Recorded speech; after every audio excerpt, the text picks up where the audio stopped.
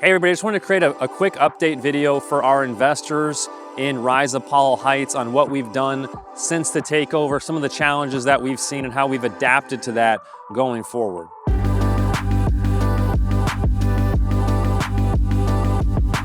This 248 units, and we bought this deal in July of 2025. Now, when we went under contract to buy the asset, the property was nearly 90% occupied, and we knew that we were buying it from a seller who had a loan maturity coming up.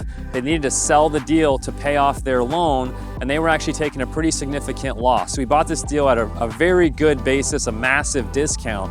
Well, by the time we go to close on the acquisition, the property is almost just over 70% occupied, and several units that we were told were occupied were completely vacant, okay? And so sometimes these things will happen when you're buying these large apartment buildings. And so what we've done is we've basically re-tenanted nearly the entire asset. We've increased income threshold so that we're targeting a higher income type of credit profile, and the idea is to boost occupancy and maintain strong collections. So that's what we've done. In just over 6 months, we're at 93% occupancy. We've been able to retain that occupancy going forward, because whenever you have high vacancy and you have to start getting tenants out who aren't paying, you've got vacancy loss, you've got turnover costs because you have to spend money on repair and maintenance to get those units rent ready. That also increases your marketing spend, your leasing bonuses. And so now that we're at a strong occupancy and strong retention, it increases overall collections and it decreases our turnover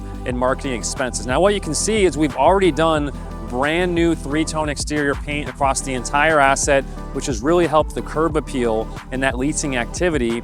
We're in the process of finishing all the landscaping. We're finishing up all the signage here. As you can see right here, a nice new monument sign to open up the property. We're in the process of doing the pool area.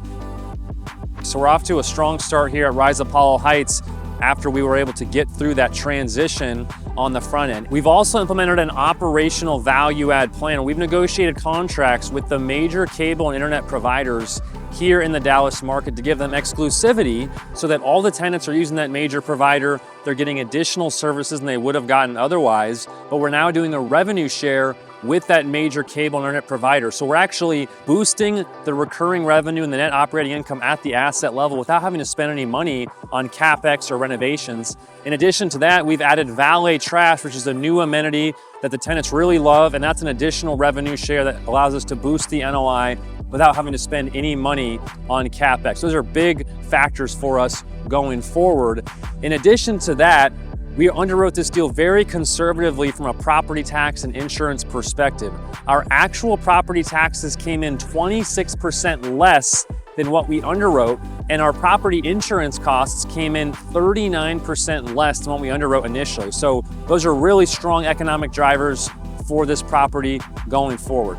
So I just want to say thank you to all of our investors and partners in Rise Apollo Heights. We just wanted to kind of be upfront with you about some of the challenges that we've experienced as we took the asset over, what we've done to correct that, and we're very confident in this investment going forward. So thank you again for partnering with us, and let us know if you have any questions.